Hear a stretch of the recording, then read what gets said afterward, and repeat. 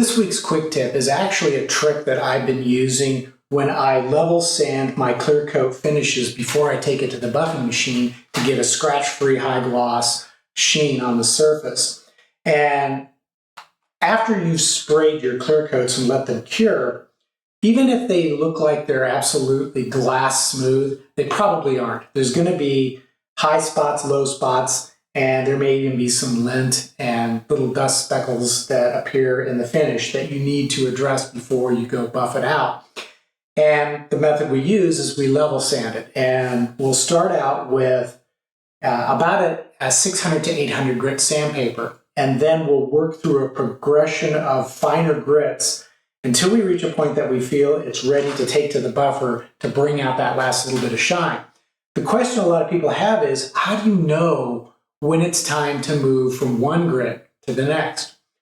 It's pretty simple, actually. Now, unfortunately, I can't demonstrate my sanding technique on this guitar because this one's already been buffed out. However, I can verbally explain it to you, and you'll kind of, you should be able to understand how the process works, because it really is pretty simple. I'll start out after the clear coat has cured, level sanding with an 800 grit. Now, you can do this dry or you can wet sand it. The choice is up to you. I find wet sanding does a pretty good job, and there's less of a chance to sand through with wet sanding than there is with dry sanding. So, but again, that's totally up to you. And what I'll do is I'll use this is an 800 grit sandpaper, and I'll wrap it around a rubber block, and of course I'll dip it in water.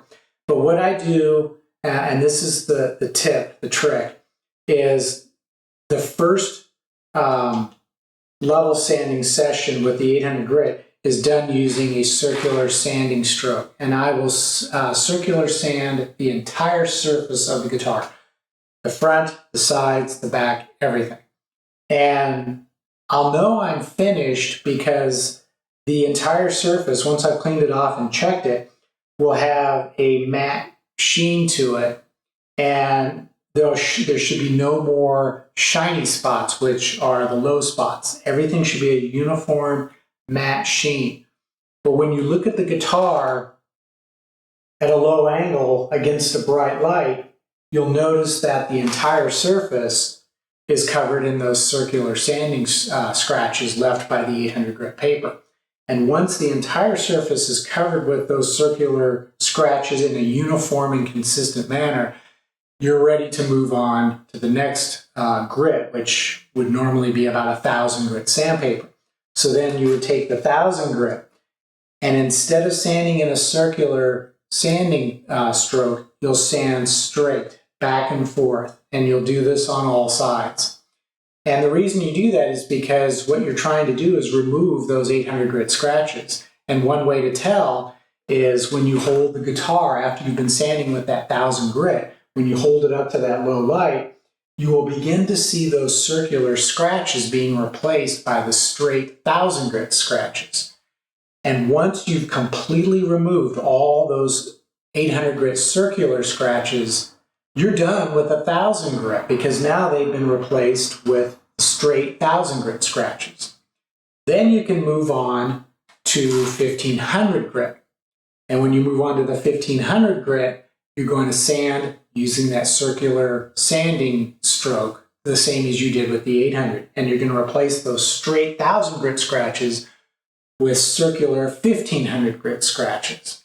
And then once you've completely removed all the straight 1,000 grit scratches and replaced them with a consistent circular 1,500 grit scratch pattern, then you're ready to move on to what should be your final grit, which is 2,000 grit.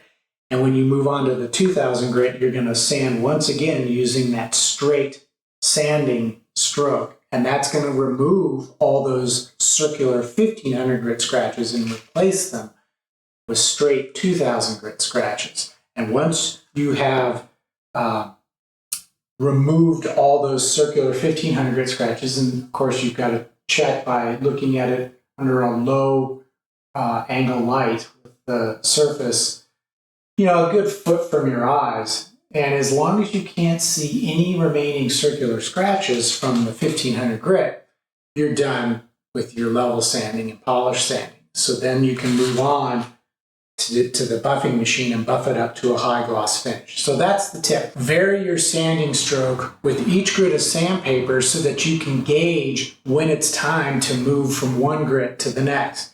And to summarize, I'm using 4 grits, 800, 1000, 1500, and 2000. And with the 800 and the 1500, I'm using a circular sanding stroke. And with the 1000 and the 2000, I'm using a straight sanding stroke so that I can tell when it's time to move from one grit to the next. It's pretty simple. And that's basically all I have for this week's quick tip. And in the next quick tip, I may be talking about how to choose the right buffing wheel and buffing compounds to get that high gloss shine without those little fine scratches. There is a trick to it. So until the next quick tips, take care, have a great week, and don't forget to subscribe so that you can find out when I post each of my new quick tips videos, as well as my From the Luthier's workbench. And we will see you soon.